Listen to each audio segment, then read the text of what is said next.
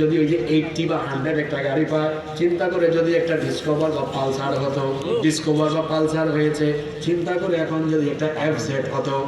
এইভাবে করে চাহিদা আর ফুরায় না। রিক্সায় চড়তো, রিক্সায় চড়ে চড়ে ঘুরে মানুষ। প্রাইভেট কারে চড়ে যদি একটা প্রাইভেট কার হতো, কোনো মতে 110 অথবা ভাঙাচোরা একটা গাড়ি নিয়েছে, রাস্তায় তাকায় কয় যদি আমার একটা এক্স করোলা হতো, এক্স করোলা নিয়েছে। চিন্তা করে এখন যদি একটা এলিয়ান বা প্রিমিয় হতো, এলিয়ান বা প্রিমিয় নিয়েছে, মন ভরে না কয় যদি একটা হেরিয়ার হইতো, হেরিয়ারে চড়ে তাও তার মন ভরে না কয় যদি আলফার্ড হইতো, ল্যান্ড ক্রুজার হইতো, ল্যান্ড ক্রুজারে চললো, কয় এখন যদি রেঞ্জ রোভার বা বিএমডব্লিউ হইতো। দেখা যায় সে যত পায় আরো শুধু কথা বাস্তব না বাস্তব? বাস্তব। যত পায় আরো চায়। এই জন্য আল্লাহ নবী বলেছেন মানুষ হলো এমন, তার স্বভাব হলো এমন। আল্লাহ নবী বলেছেন লাউ কানা লি ইবনি আদামা ওয়াদিয়ান মিন মাল, আদম সন্তান যদি 2 উপত্যকা ভর্তি সম্পদের মালিক হয়ে যায়, আদম সন্তান যদি 2 উপত্যকা ভর্তি সম্পদের অধিকারী হয়ে যায়, তখন তাকে দেখা যাবে লাবতাগা ওয়াদিয়ান সালিসা, তৃতীয় আরেকটা উপত্যকা ভর্তি সম্পদের মালিক হতে চাইবে। আল্লাহ রাসূল বললেন ওয়ালা ইয়ামলাউ জাওফাবনি আদামা ইল্লা তুরাব, আদম সন্তানের পেট দুনিয়ার কোনো কিছু দিয়ে নয়, কবরের 3.5 হাত মাটি ছাড়া তার পেট কিছুতেই ভরবে না। আদমের পেট ভরবে তখন কবরের ভিতরে ঢুকবে। এর আগ পর্যন্ত যত পায় আরো চায়। ক্ষমতা দেওয়া হইল, ক্ষমতা পাওয়ার পরে এটা ছাড়তে চায় না। দেওয়া হয়েছে 5 বছর, যে কোনোই হোক, যে কোনো কায়দায় আরো লং টার্ম থাকা যায় কিনা। টাকার বড়াই, টাকার পেছনে, অর্থের পেছনে, যশ খ্যাতির পেছনে, ক্ষমতার পেছনে পড়ে পড়ে যারা আখিরাতকে ভুলে গিয়েছে, আল্লাহ এদের কথা এখানে বলছেন আলহাকুমুত তাকাতুর, প্রাচুর্যের প্রতিযোগিতা, দুনিয়ার সম্পদের মোহ, দুনিয়ার খ্যাতি, দুনিয়ার ক্ষমতা, দুনিয়াবী বিষয়ের পেছনে ছুটতে ছুটতে ছুটতে ছুটতে আখিরাতকে ভুলে গিয়ে যারা দুনিয়ার প্রেমে মাতোয়ারা হয়েছে, এই রকম করতে করতে তার পরিস্থিতি এমন হবে হাত্তা যুরতুমুল মাকাবির, কবর পর্যন্ত পৌঁছে যাবে। আর যখন সে 3.5 হাত কবরে চলে যাবে, সে যে দুনিয়ার পেছনে পড়েছিল, এই দুনিয়ার অর্থবিত্ত ক্ষমতা তখন তার সাথে যাবে। কথা তো বললেন না, সাথে যাবে না। আপনাদের এই 14 গ্রামে কবরস্থানে অনেক মানুষ ঘুমায় আছে, যাদের সুন্দর সুন্দর বাড়ি 14 গ্রামে ছিল, আজকে বাড়ি আছে, আজকে বাড়ি আছে, আছে কিন্তু বাড়িওয়ালা নাই। বাড়ি আছে কিন্তু বাড়িওয়ালা নাই। চোখেরই পলকে তুমি হতে পারো লাশ, চিরতরে বন্ধ হবে তোমারই নিঃশ্বাস, হবে এলান তোমারই নাম মসজিদের মাইকে, হবে এলান তোমারই নাম মসজিদের মাইকে, বাড়িওয়ালা নাই রে, বাড়ি নাই রে দুনিয়াতে, বাড়িওয়ালা নাই রে, বাড়ি নাই রে দুনিয়াতে, বাড়িওয়ালা নাই রে, বাড়ি নাই রে দুনিয়াতে, বাড়িওয়ালা নাই রে, বাড়ি নাই রে দুনিয়াতে।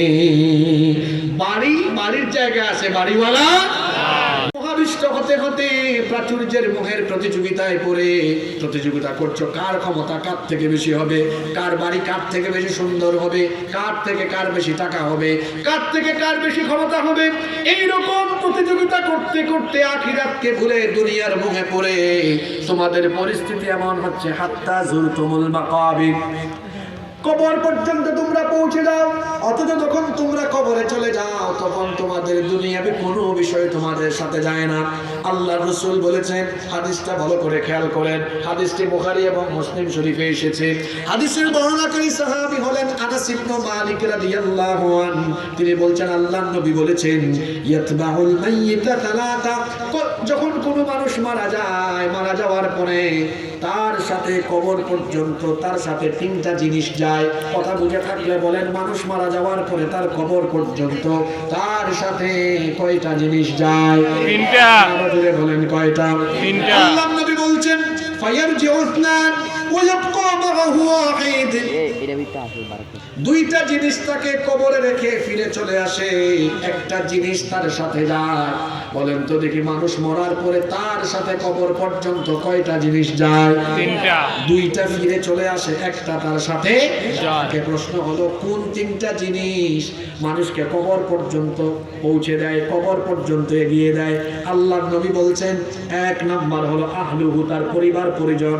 আপনি মারা গিয়েছেন, আপনার পরিবারের লোকজন খাটিয়ায় বহন করে আপনাকে কবরে নিয়ে যাবে, তাহলে তারা আপনার সাথে কবর পর্যন্ত যাবে কি যাবে না?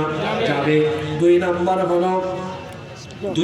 হলো ওয়া আমালুহু, তার আমল, তার সাথে তার আমলও তো কবরে যাচ্ছে। তিন নাম্বার হলো ওয়া মালুহু, তার মাল সম্পদ তার সাথে যাচ্ছে। আল্লাহর নবী বলেছেন, তাকে কবরে শোয়ানোর পরে তার পরিবার পরিজন তাকে রেখে চলে আসবে, তার মাল সম্পদ তার সাথে যাবে না, সেগুলো থেকে যাবে। কেবলমাত্র যে জিনিস তার সাথে কবরে যাবে সেটার নাম হলো আমল। তার মানে আমল ভালো হলে ফয়সালা ভালো হবে, আমল খারাপ তো ফয়সালা খারাপ। ও আমার বাবারা, আমার ভাইয়েরা, কি ভয়ঙ্কর অবস্থা! এই যে আপনারা এখানে এসেছেন, প্রত্যেকের গায়ের মধ্যে কত দামি দামি ব্র্যান্ডের কাপড় অনেকের গায়ে আছে, কিন্তু যখন দুনিয়া থেকে আমরা চলে যাব, তখন আমাদের শরীর থেকে এই কাপড় চোপড় খুলে সাদা কাফন শরীরের মধ্যে পেঁচিয়ে দেওয়া হবে। আরে একটু ভাবুন তো, একটু কল্পনা করুন তো, একটু ভাবুন, আজকে চিন্তা করুন, এই মুহূর্তে যদি আপনি এখানে মারা যান, তাহলে দেখা যাবে মানুষ আপনাকে নিয়ে আপনার বাড়িতে যাবে।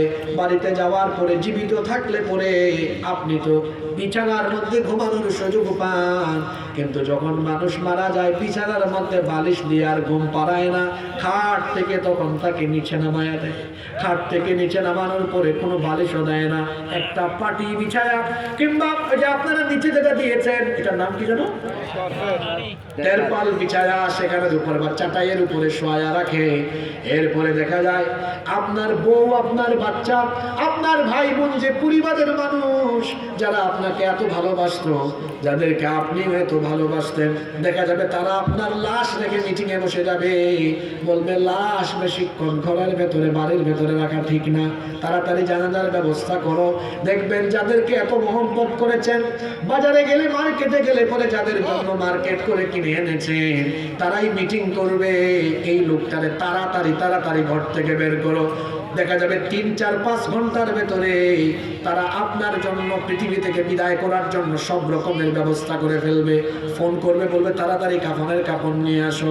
অন্যদিকে কিছু মানুষকে পাঠাবে, বাঁশের ঝাড়ে যাও, গিয়ে বাঁশ কাটা আরম্ভ করো। কিছু মানুষকে কবরস্থানে পাঠাবে কবর খোঁড়ার জন্য। কিছু লোক কবর খুঁড়বে, কিছু লোক পানি গরম করবে, কিছু লোক কাফনের কাপড় কাটবে। তারপরে দেখা যাবে আর কিছু সময় পরে চিরদিনের জন্য, চিরজীবনের জন্য আপনার বাড়ি থেকে, ঘর থেকে আপনার দেহখানাকে বের করবে। নামও বলবে না, আব্দুল সালাম সাহেবকে বের করে এটা বলবে না।